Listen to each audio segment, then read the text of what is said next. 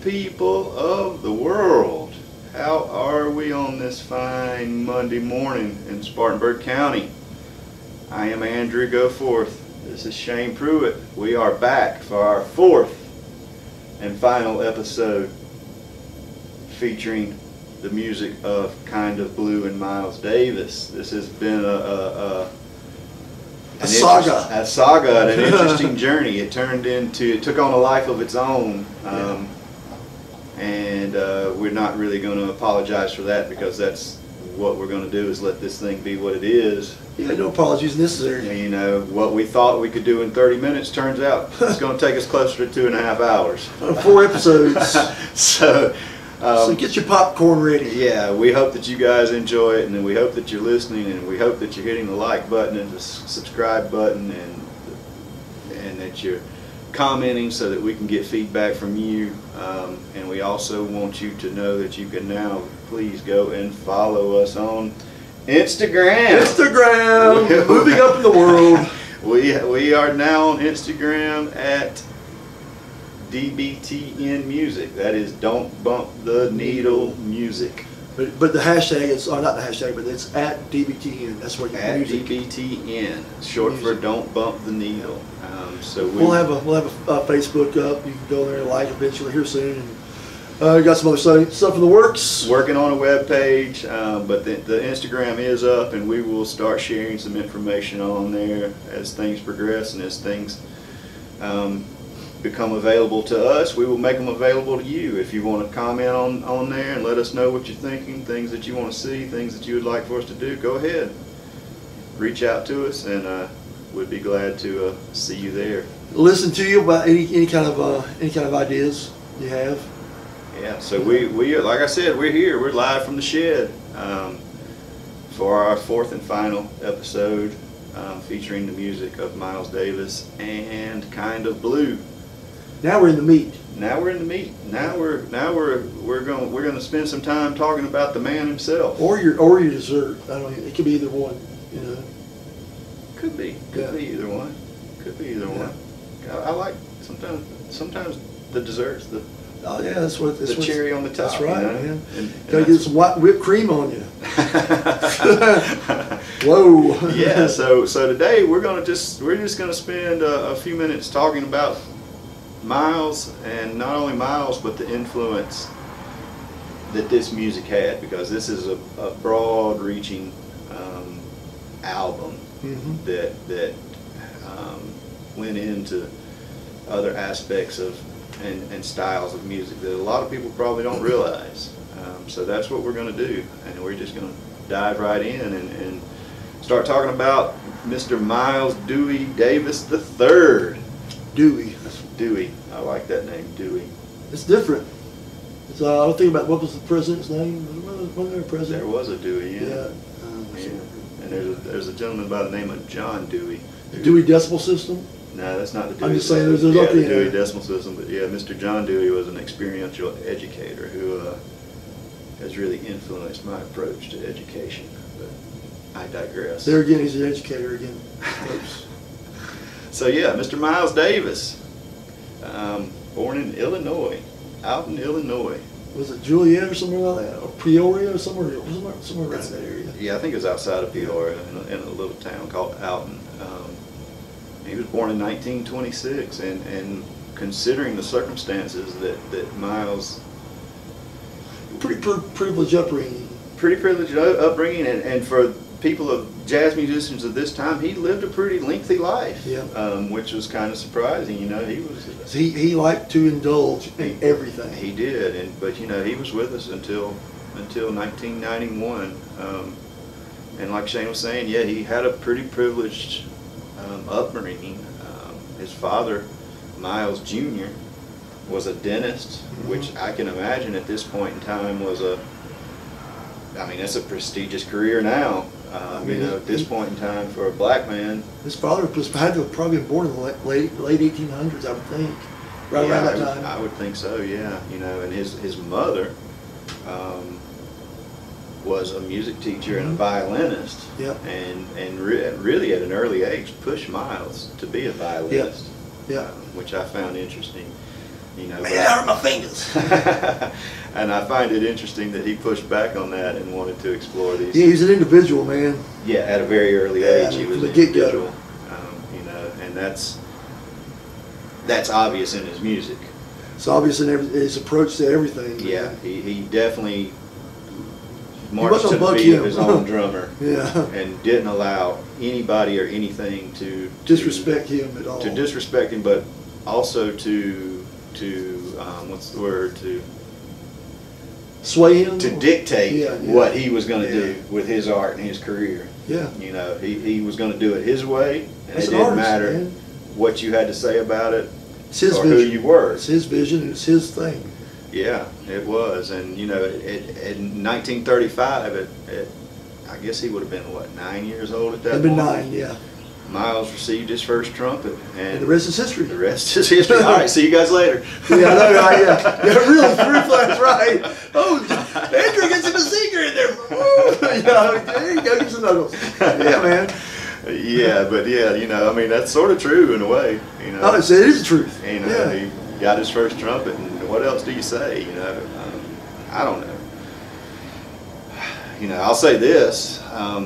He had an interesting, you know, like Shane was saying, particularly for an African American, a fairly privileged upbringing. You know, They had a and farm, like they had a farm. 160 acres. Yeah, down in Arkansas. That's where his father was from originally, was Arkansas. Yeah, and you know, they were known for going down there, and Miles was known for hunting and fishing. And So think about that. Can you imagine Miles out there with some waders and, you know, shooting duck, you know, and and fishing? doing a lot of things that a lot of people didn't get to do. White or black. White or black. You know, those were privileged activities. Yeah.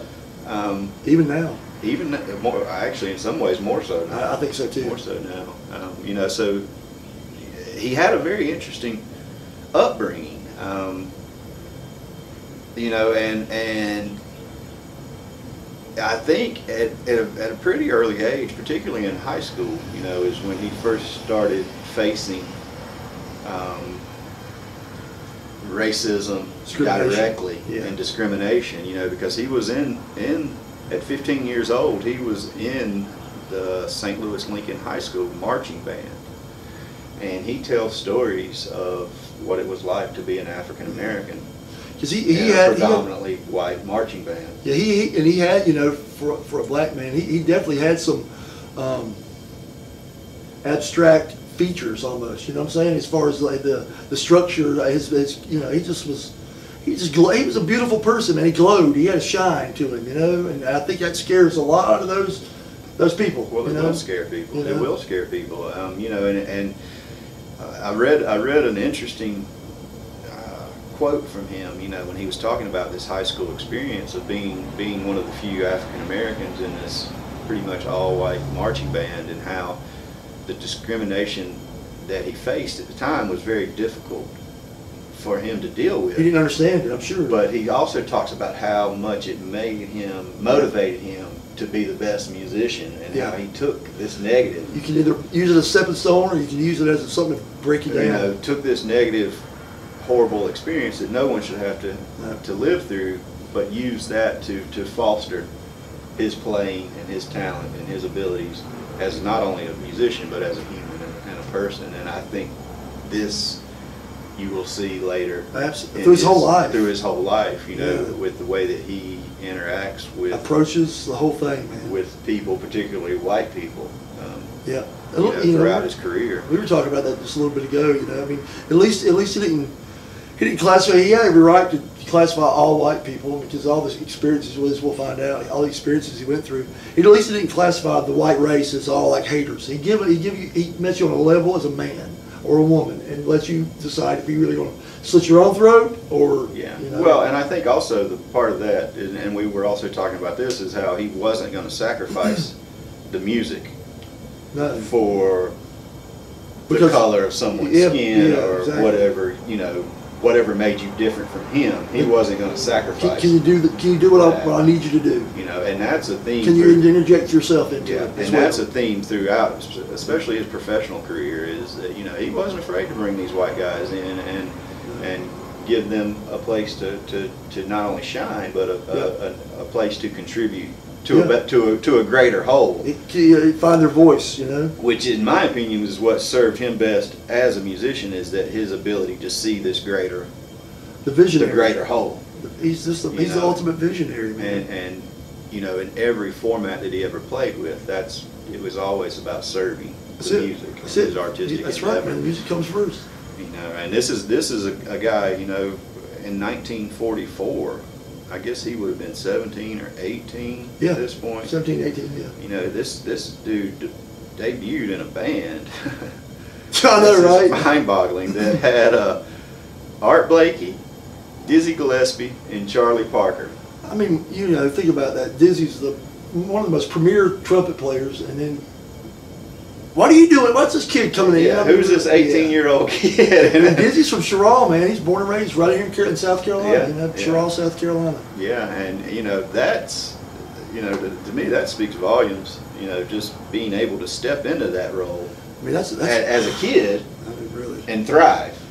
That also shows you his will to you know, do it. You know. Yeah. Yeah, and you know, the interesting part is that same year, in 1944, in September, and this is again a common theme. Where did he go? The Institute of Music Arts. New York City, yeah. To the Institute of Musical Arts, which of course went on to later be known as Juilliard, yeah. Which probably is, you know, arguably one of the most affluent music worlds in the world. I mean, it's Juilliard. It's Juilliard. I mean, you say Juilliard anywhere in the world, and people know exactly what you're talking about. It's Juilliard. You know, so he went up to New York City and went enrolled in the Institute of Musical Arts, which then went on to be Juilliard. But he didn't. He wasn't that impressed with it. You know, no, he was only there. He was only there for about a year and a half. And in mid-1945, he said, "See you later. I'm done with this." You know, and it's part of the reason that he said that he left the school was because of the leanings towards the white European music that Juilliard focused on. Sure. And at that point in his, I don't even know if it's a career at this point, but that point in his life, that was not what Miles was wanting to explore. Nope. Now, you know, he does give props to Juilliard for teaching him a lot about theory and the structure of music, but he became very disinterested in you give him the definitions he's probably looking for too, you know. Yeah, as far as he just became disinterested in you're gonna mess up my plan. You know, this whole white European construct that Juilliard was forcing, and probably still forces on students to some degree. I don't know. I think they probably are. I'm not familiar with North Texas. The curriculum. I know North Texas it seems to have taken over that. There's been a lot of jazz players that have come out of that school down there in the last 40 years, 50 years. Yeah. You know, but the same year that he dropped out of Juilliard, 1945 is the same year that he replaced Dizzy Gillespie and Charlie Parker's quintet. Now his education really starts. Yeah.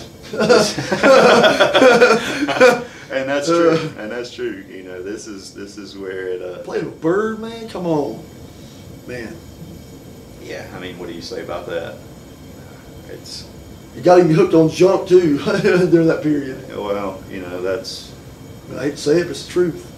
And you know, I don't know. My argument would be is that he got his own self hooked on junk. Well, it's just that big brother thing. I'm sure he had to have that with Bird. Yeah, I'm sure, and I'm sure that's probably where the introduction came from. But you know, we all make our own decisions and follow our own paths. And he got off of it though, thinking, and just went somewhere else with it later. You know. Yeah, you know. So yeah, he in '45 he joined Charlie Parker's quintet and spent. That's amazing. Quite a few years. 19 years old. 19 years old, and like Shane said, that was where the real education began. You know, and at this point he started all-encompassing education. You know, he started building his career and playing with lots of different people. You know, for the next. He played with him off and on until he died. Yeah, you know, and this was an ongoing collaboration and a gateway. You know, for the next 8 or 10 years, for Miles to develop. And his also, own ideas absolutely, around what the music should be, which led to this album that we're talking about, yep. Kind of Blue. You know, and that's the interesting part of it, is that, you know, when you look at how this album came to be, it probably wouldn't have existed without all of these It's all the moving parts of it too, you know, all the moving parts, because without any of those guys, without Bill Evans, without George Russell. Yeah, and it's definitely an example of what I would call, teamwork. and what I have spent some time teaching, which is experiential learning. That's right. You know, and it was this whole experience of education, you know, that led him to be able to produce this album. You know, playing in Parker's band, I mean, just think about that.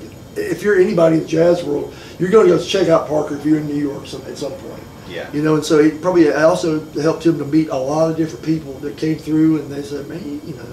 So yeah, it's pretty amazing. Yeah, it was pretty amazing. And in 1957, and this was really where the idea for Kind of Blue, where the seed was finally planted. He met a gentleman by the name of Gil Evans, not to be confused with Bill Evans. Nope. Two different people. And again, Gil Evans is someone that we can talk more about and spend more time on. We're not going to get into that here. But he was Canadian, yeah. And he was a composer and an arranger and a musician. And he's white. And he's white. But him and Miles collaborated on 5 albums, yep. I think, you know, throughout the late 50s, early 60s. Yep. And, you know, that's the same time period that Kind of Blue came out. And Gil Evans, what was the track on? Was it? He's credited with writing the melody for one of those tracks. Is it So What? I'm not sure. I'll have to look that up and include that down at the bottom of the screen, because I did read that somewhere. But he's actually credited with writing one of the melodies for what became one of the tracks on Kind of Blue. You know, and that collaboration, you know, again, I think this was a 5 or 6 year collaboration that produced, I mean, Sketches of Spain's in that era, you know. 5 albums. Miles ahead. And here was this really sort of eccentric Canadian composer arranger by the name of Gil Evans, who had, you know, a huge impact on Miles and the music of Kind of Blue that sort of also goes unnoted. Oh yeah, and that's a common theme too. The thread through all these guys, by the world standards, they're all eccentrics. Yeah. You know. Yeah. Well, I think you sort of have to be. Yeah. You know what I'm saying? Though, you know. Yeah. Come from that. Yeah, and like we said, you know, right in the middle of this collaborative process with Gil Evans, you know, again, we were talking about George Russell in section 3. George Russell introduced Miles to Bill Evans, and I hope that was playing around his piano playing. You know, and that's where it came from. As Miles heard this music that Bill Evans was playing, who was taking his stuff from George. Yeah. You know, this modal type of playing that we just mastered it. Referring to. Yeah. And Miles pretty much constructed this whole concept and this whole album and the whole process and all of the songs around the Evans of Bill Evans. Yeah, yeah. Around the music of Bill Evans. Yeah. He definitely, without Bill Evans, this wouldn't have happened. It just wouldn't have happened. No, it wouldn't have happened, and it couldn't have happened. And something that I do sort of want to backtrack on a little bit here before we get too far away, you know, is that Miles is known for a lot of stuff. He's an amazing artist as well. He's a visual artist. Yeah, you know? yeah. He's known for a lot of stuff. You know, and Kind of Blue is one of those keystones. But something else that Miles is known for is what is known as the first great quintet. Yep. And this was in 1955 that Miles put this group of musicians together. And what a group of musicians. Both of those quintets, later on you'll see what we're talking about. But yeah, it's Miles, Coltrane, Ray Garland, Paul Chambers, and Philly Joe Jones on drums. And Philly Joe was a lot older than the rest of them, you know. Yeah. He was like the dad figure. He had to have been, because he was probably 20 years older than the rest of those guys, you know, at that time. Yeah. And you know, there's been a lot of great quintets throughout the history of music, but there's only been one first great quintet.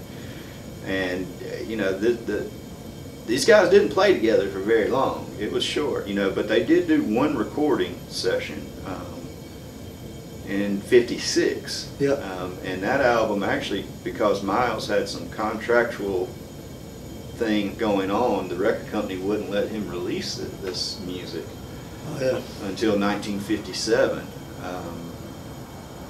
It probably didn't fit in the box they wanted it to fit in. It didn't fit in the box. And you know, I found this interesting quote. It was from, of course, a critic, you know, because we all can be critics, but we don't get paid for it. Nine times out of 10, the critics don't really know what they're talking about. They never sweated it on stage, so I don't know what they're talking about. The critic described this recording of the first great quintet as orthodox, middle-of-the-road, conservative, progressive jazz.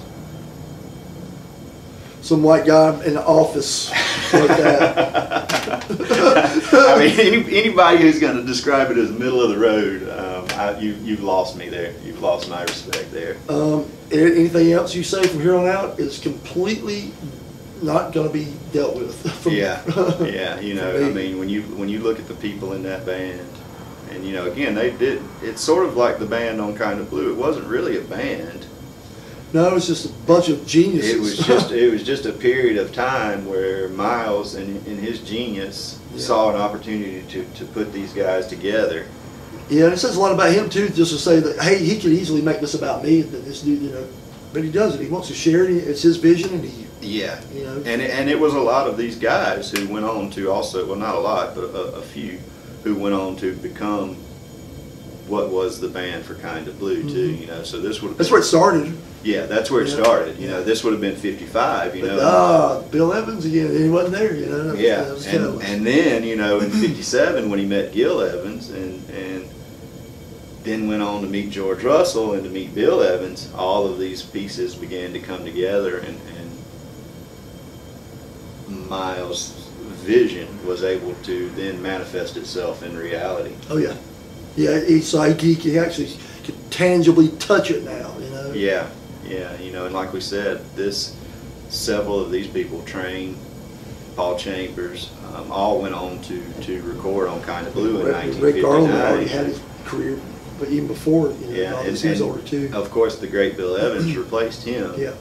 You know, and like we said, it was Bill Evans that was sort of the spark that Miles saw. He was a spark plug. Yeah. And used his style of playing to create what became Kind of Blue.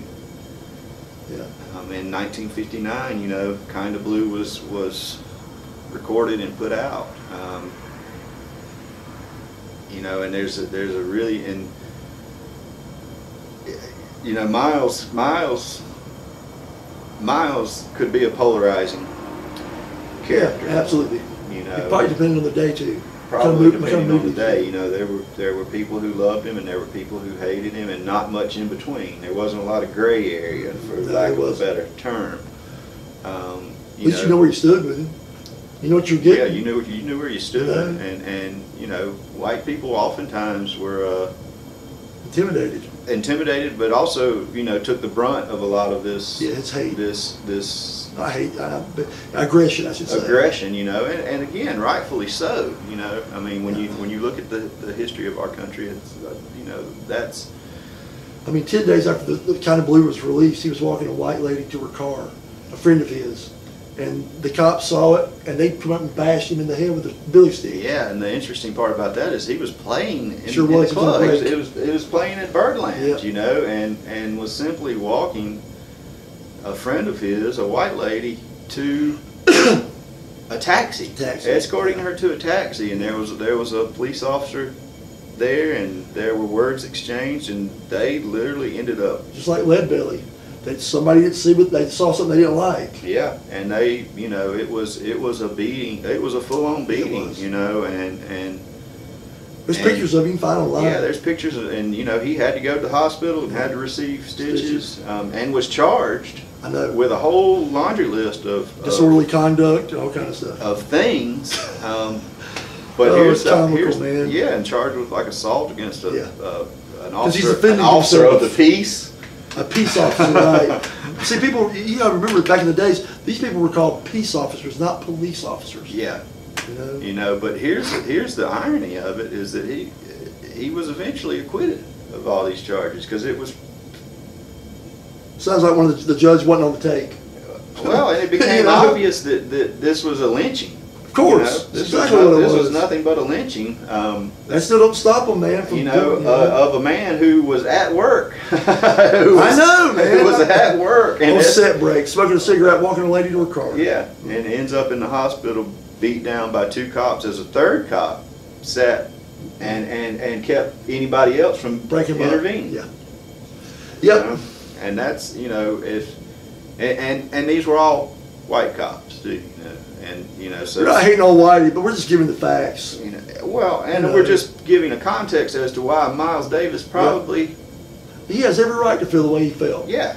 Darn right. As do most African Americans. Well, in this day and age, we see unnecessary hate forced upon everybody. Yeah. Anybody who is a little bit different, we automatically hate them. It's ridiculous. It is ridiculous. But yeah, so there were some things, like we said, going back to high school where he faced this racial discrimination, and then here as a professional musician, a world-renowned professional musician playing in a world-famous club, the Birdland, and he steps outside and gets beat down by the police, so. Just because they don't like what they see. Yeah, and that would have been, 1959. I thought, especially for the progressive North, too. Well, that's a conversation for another day. I'm just saying, Progressive North. You don't see where I'm coming from with that. Yeah, I know exactly where you're coming from with that, So it was, again, Miles could be a polarizing figure, and it's hard to question why he felt the way he did, because his life experiences gave him justification for feeling. That's what That's what makes us, our experiences. Yeah, and so 1959, and then he went on to still have, a long career after this, because he didn't pass until 1991, and he's always pushing too, man. He's always seeking. His whole life. Yeah. His sound, everything. His art, his way he looked, the way he dressed. The whole 9 yards. Yeah, absolutely, and it was.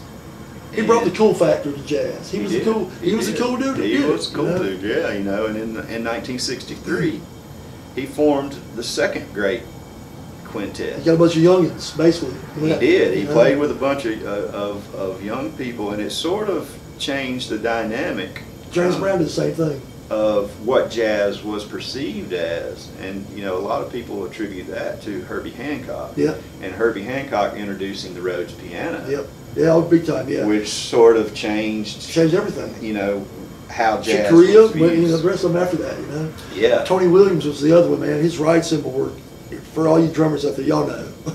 I mean, he was 17 years old when he joined that group, and his right hand. I mean. They're still trying to emulate him today. Yeah, yeah, and it was this second great quintet actually had a pretty lengthy career. I think they were together for almost 5 years. Yeah. And again, these were all young cats. Wayne Shorter, Ron Carter, Tony Williams, Herbie Hancock. And I think this was Miles starting to understand his own place. I'm the elder statesman now. And the chronological order of the music, and saying, all right. Yeah. He'd been like 33, 34, 35, maybe a little bit. No, he'd been 37 then. Yeah. So yeah. So now it's time for me to take my role on. Take some of these younger cats and see what we can do. And this band released some of the greatest records of all time. They did, they did. And they had a run of 4 or 5 albums that are considered by many to be the best example of Miles' work. And I know The Sorcerer came out of that part. Miles in the Sky came out of that, and there's 3 or 4 others that all came out of this second great quintet band. And to me, that was sort of,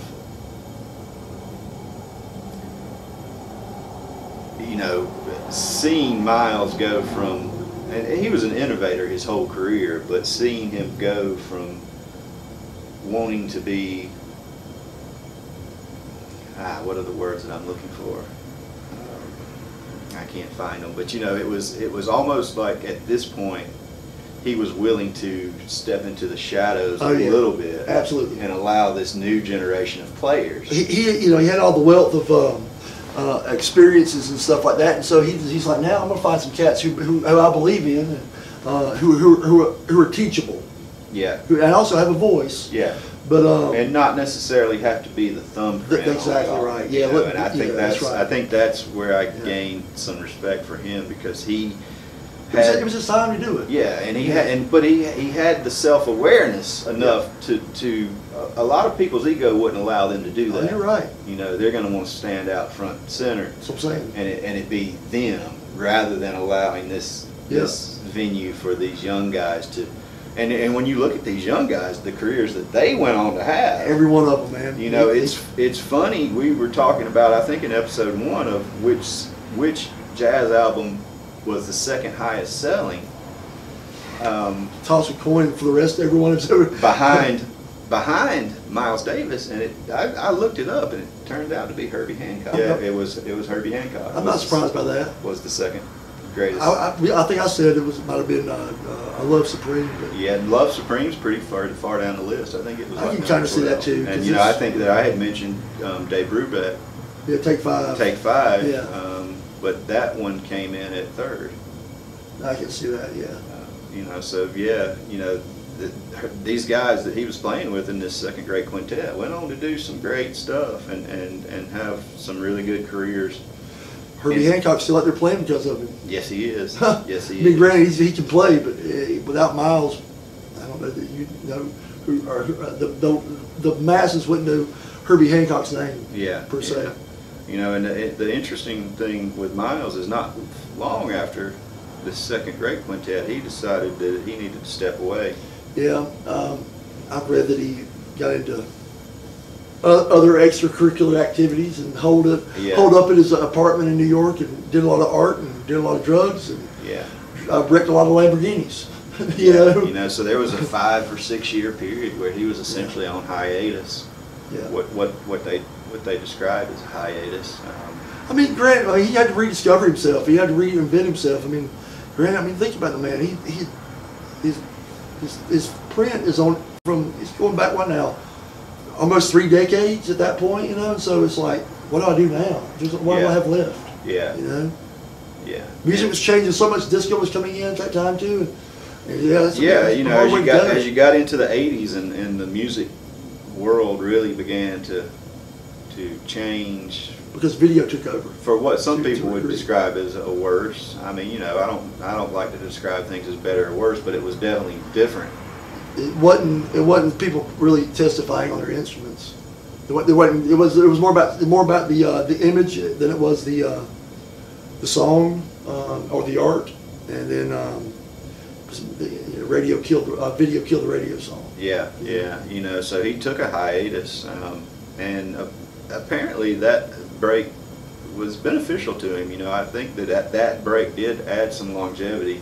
It did. To his life, you know, and allowed him a space to. He got married at that time too. To reevaluate and to clear his head and to sort of get his priorities back in line, because he did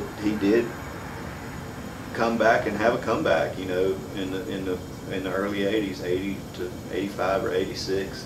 Yeah. You know, and he gets a lot of pushback around that particular material. But you got to think about the time though. Again, he's trying to be relative. Yeah. You know, and you know, granted, I don't really listen to a whole lot of that period myself, but because it's a lot of electronical stuff, yeah, you know, and what have you, and he's wearing the jumpsuit kind of stuff now, and you know, but who wasn't in that era though, you know? Yeah, he's just trying to stay relative. Yeah, and you know, again, I'm with you. I don't listen to a lot from that era, but you know, I can respect him for being, number one, being willing to attempt to come back, and number two, being willing to change, not be a caricature of his old self. Yeah, and not, you know, trying to stay stuck. That's right. In this world that was so successful for him and where he thrived so much, you know, and going out and embracing the new technologies and the new Yeah.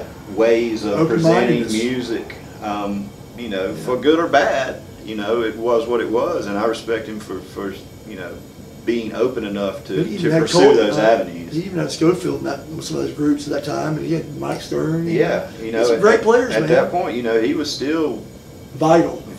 and Yeah. still opening doors for a lot of, you know, The younger cats. a lot of people who have gone on and are now, you know, like Schofield is considered to be one of the, you know, the grandfathers of Jazz guitar. this world of jazz and jazz guitar, you know, and that's something else that we haven't really talked about is that, you know, the guitar didn't exist in Miles' early No, it work, didn't you at know, all. and that was a whole different direction when he Yeah. started bringing in John Yeah, McLaughlin that's it. and John Yeah, Schofield Bridges and, Brew and all that stuff. and all of these Yeah. guitar players. Yeah, psychedelic, especially when that record was made, because it was psychedelic era, and you know he wanted the rock element because they're playing in front of rock and roll audiences. Yeah, for the You know? most part they Yeah. were. For the most part they But were. to even be out that open-minded to do that, man, it says a lot about him. Yeah. You know, it does. Yeah, but you know, and it also speaks again to his ability to see Pick the guys. the talents and the ability of these people. John Mayall was the same way in the British blues world. Yeah, I mean, you know, who's went through that group. you know, and you know, it's hard to find someone who came into and through Miles' tutelage who didn't go on to do pretty impressive things. If they didn't, it's probably because they didn't want to. Yeah. Honestly, I mean, seriously. Yeah, you know, and that's the reality, and that was his, you know, his comeback, you know, up until almost the point that he left us. He was living in Malibu at that point. He was like in Malibu, California, living out there. Yeah, and then, you know, it's really interesting.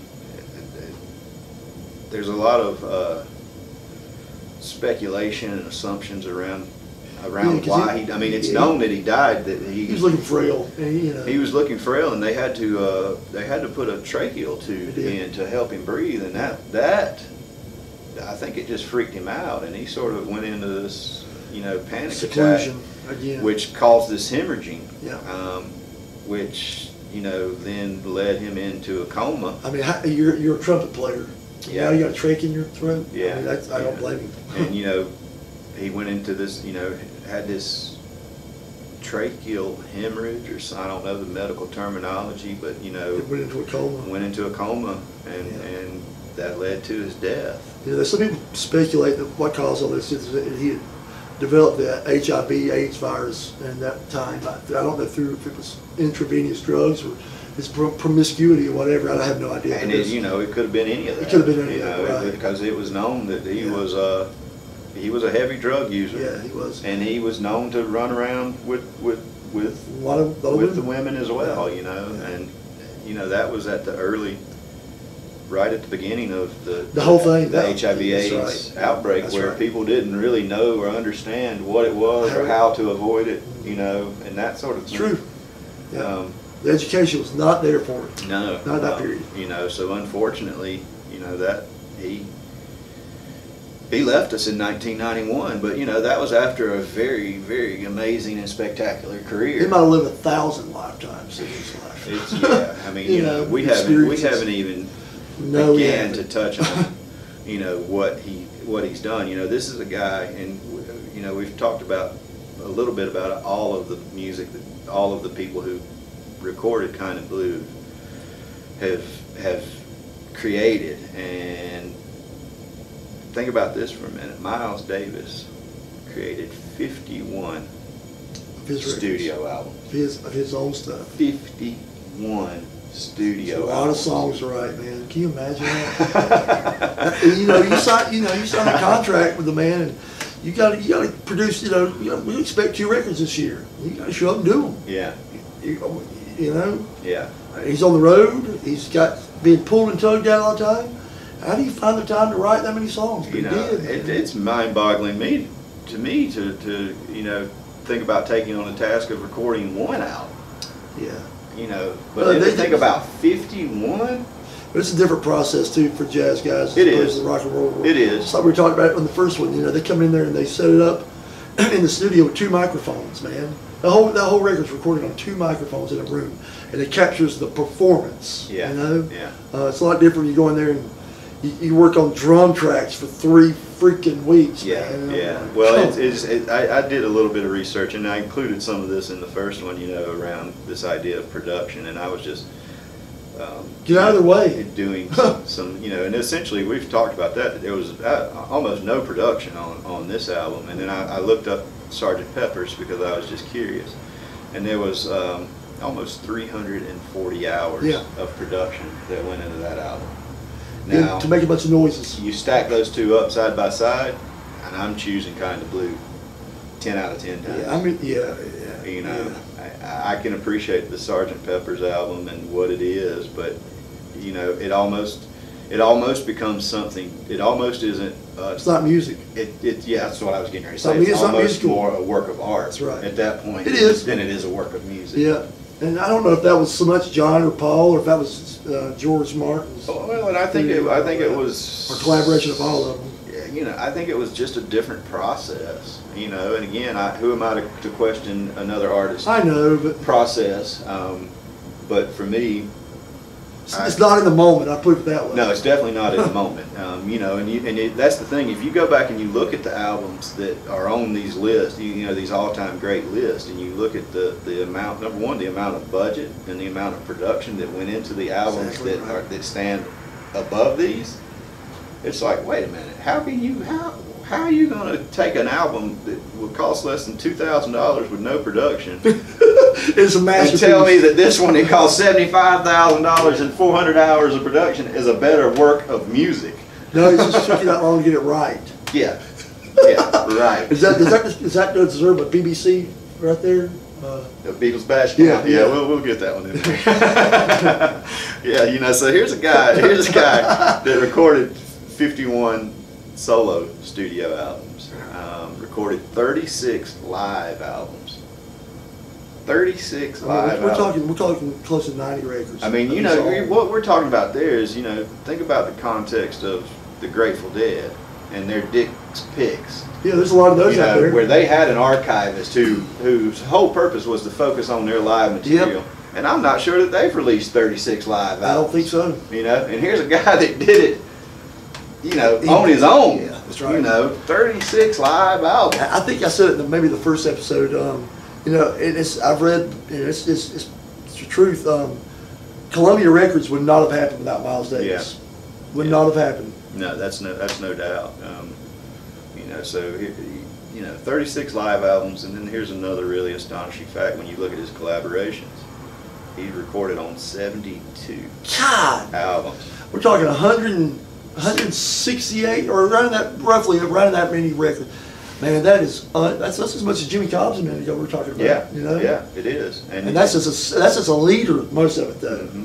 You know, and that's the ironic part is that, you know, people listen to this album and they don't realize the wealth and the roots. That's it. The roots that this album put out and the people that it influenced. Yeah. You know, and I think we're gonna wrap this thing up with talking a little bit about that, because the influence of this album transcends genre, transcends race, transcends age, transcends everything. That's what good art and good music should do. It should transcend everything. You know, this is an album that to this day is still revered, showing up in the music that people are creating, if they're worth their weight in salt. Yeah, that's it. And it will stand the test of time, and it will always be a cornerstone. I mean, even after we're dead and gone, there'll be still people raving about that record. Yeah. And that's why they should. And one of the interesting things that I found when doing this research was the impact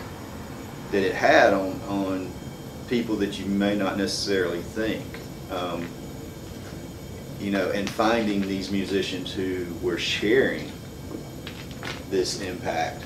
You know, and like there were a couple times where I was reading this stuff and I was almost brought to tears. I know. Because of the realization of, wow, you know, this is what we talk about when we talk about legacy. Yep. You can talk about the recordings, you know, all you want, but the real legacy is when it shows up from the fellow artists and all of these other genres and all of these other guys that were doing music. And one of these guys who was heavily influenced by not only Miles Davis, but this particular album is somebody who, if you know Shane or myself at all, you know the regard that we place and where we place this particular guy in the world of music. And he was a visionary just like Miles. That's Duane Allman. Yeah, I mean, he was a visionary just like Miles. Yeah. He was the same visionary. Yeah. Cut from the same cloth. Cut from the same cloth, you know, and a lot of people look at Duane Allman and they automatically pigeonhole him into this genre of Southern rock. He was a blues man. That's really what he was. But he wasn't just a blues man. But he was though. But he also knew how to, you know. And he took LSD, and he, mushrooms. Psilocybin, right? You know, it expanded his horizons. Yeah, you know. But what? I'm not saying you do that. I'm just saying he did. You know, if that's your thing, that's you know what I'm saying. Yeah, but one of the kids out there watch this. Yeah, well, kids are going to be kids. Truth. Tell the truth. One of the things about that Duane Allman was known for, was his ability to play in and around these melodies for very extended periods of time, and it never got boring. It never lost you, but it also at the same time managed to build and take you to a place. He did. He transcended. You forget about time and space when you listen to those cats play. Yeah, and I found this quote when somebody had asked him about his ability to solo, and this is a direct quote that I'm going to just read for you, because it's, you have to direct quote this because it's so articulate he is. Yeah, and he said he was asked about his ability to solo, and he said that kind of playing comes from Miles and Coltrane, and particularly Kind of Blue. I've listened to that album so many times that for the past couple of years I haven't hardly listened to anything else. Yep, you're soaking it up. You're soaking it up. And here's a guy who again is often characterized as a redneck kid from the South. From the South, yeah. Who is without him though, I'm not sitting here today. Yeah, and that's the truth. I'm not. And if you guys don't know what this guy does for a living, I mean, I'm saying that's the truth. Look him up, and not just you'll me. understand There's a ton of other ones behind him that just lined up. No, and that's true. We all owe it to that man. And that's true, and that's one of the things that a lot of time doesn't get mentioned when you talk about bands like the Allman Brothers, and particularly Duane Allman, is that multiracial band too. Multiracial band, but his influences were Coltrane and Miles and individuals and King Curtis. Individuals, man. All of his influences were people who were individuals of their, and had a voice on their instrument, whether it be singing or their instrument. Yeah. So all of you young players out there, if you want to try to get a little closer to the root of it, you probably know Duane. But go back and listen to this, and I'm sure there's something there that you'll close your eyes. You'll be able to get. Listen to it.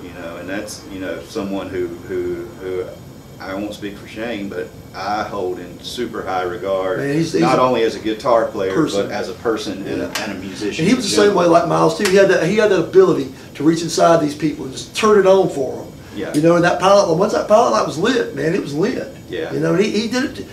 They all did it. All the greats, they have that ability that transcends that. It just goes, all right, you got it, man. Here, I'm gonna show you how to really get it now. Boom, there it is. Yeah.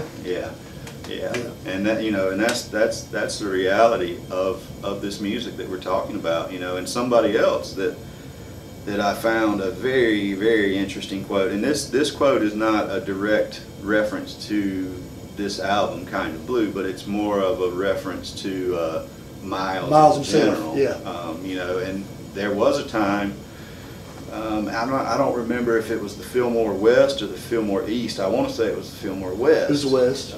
Where Miles Davis did some shows with the Grateful Dead. Yeah. And a lot of people think, wow, whose idea was it to Bill Graham's. Bill Graham. And in my mind, he was a genius. Absolutely, man. Taking those types of bands from two different worlds and saying, here, let's. And I tell you, the one who started that for him though was Mike Bloomfield. Yeah. He said when he opened those places out there, he says, who you guys listen to? And he started just giving them names, and then it just parlayed into what it became. Yeah. And you can there. Miles is in some interviews where he's talking about these specific shows for opening for the Dead, and it was really interesting because Miles opened up for a lot of people, and he was not very, he was, let's say, very honest in his critique around the music of some of the people that he opened up for, and they were all these white rock and roll bands, you know, from the '60s. When you said there's a quote I remember reading about. He says he was complaining about not getting paid as much as the rock acts, Mm-hmm. and they were like, and he said something that they asked him, you know, well, you're the highest paid jazz artist. He says, yeah, I'm the highest paid jazz artist. I should be the highest paid artist. You know? Yeah. He's right though. Yeah, and that's and he's true. Yes, you know, so he did open up for the Dead a few times at the Fillmore West, and this is a quote from Phil Lesh. You know, and it was really strange because when I was reading this, you know, like Phil was saying how intimidated by Miles that the rest of the band was. Well, he had that aura too, you know, I'm sure. Really the only person in the Dead that was brave enough to go and engage with Miles was Jerry, which he didn't have an ego. I don't find that surprising one bit. You know, Jerry. He didn't have the ego, man. And you know, despite their differences, they both sort of come from the same place. You know? They saw the kindred spirits in each other. Yeah, but this is a quote from Phil Lesh after watching Miles open up for the Dead at the Fillmore West, and he says, as I listened, leaning over the amps with my jaw agape, trying to comprehend the forces that Miles was unleashing on stage, I was thinking, what's the use? How can we possibly play after this? At least he acknowledged it. I mean, you know, you'd be a fool not to. Yeah, you know, and the Grateful Dead is a band that is revered by and rightfully so. Thousands, you know, as the pinnacle of what a band should be. And whether you agree with that or not, I agree you know, with you that. have to give them some props because they were able to on a good do night, it, man. I get it. You know, at a level in rock stardom and still maintain they created culture. A bit of that integrity of the improvisation Absolutely. that jazz was known for, you know, and I understand what Phil's saying there, you know, he's like, shit, you know, we consider ourselves to be improvisers, I know. And here's the master of this craft. Yeah, sit down, kid. Let me show you. That's what that is, really. I mean, you know, exactly. You know, and I'm sure that was a really. And he's got that attitude too, where he's just playing and his demeanor is just, you know. I'm sure it was a really scary. awkward situation for them to follow. Yeah. You know, Miles at these shows, and you know, that's, you know, coming from Phil Lesh, and you know, there was another quote after that in this same little interview where he was like, I just wanted to go home and really process what it was that I just saw. Yeah, he was blown away. Yeah, it's one of those moments in time. It's just somebody just goes rattles you, you know, and it makes you question who you are. Yeah, you know. Yeah. And on a side note, Jerry Garcia and David Grisman did a whole lot of collaborating. They did throughout their career. The Dog. And it was always, it was never electric music. It was always acoustic music. But they have an album out, and it's called So What? Yep. And the first take on it is the first take off of Kinda Blue. It's So What? And it's Jerry's the same way. He was always pushing, man. He was always exploring. He was always trying to, you know, reach, you know. So if you want to get an interesting take and a different perspective on this jazz tune, go on YouTube and look up Grisman and Garcia. That's something that's come about. I'm sorry, I didn't mean to cut you off right there. That as we've progressed as a society and whatnot, a lot of your bluegrass players have lean toward the jazz side because the tempos are kind of the same. Like fast burner, you know. Oh, absolutely. I've always kind of dug that, you know. Yeah. That, you know, here's some more hillbilly musicians. Yeah. Well, and you had you know, there was a whole school of these newgrass guys. Exactly. And a lot of them that came out of Newgrass Revival. That's right. You know, with Sam Bush and Bella Fleck, and even David Grisman, who was probably more inspired by Django Reinhardt. Exactly. But still, that's, you know, that's a form of jazz that absolutely that is still exists and that you talk about music that swings, gypsy jazz. Yeah. Man, that's all it is swinging. Yeah. So it is interesting to see how the roots of this music has gone out and impacted the world. And, you know, all types of music, you know, and it's the impact. That's the legacy.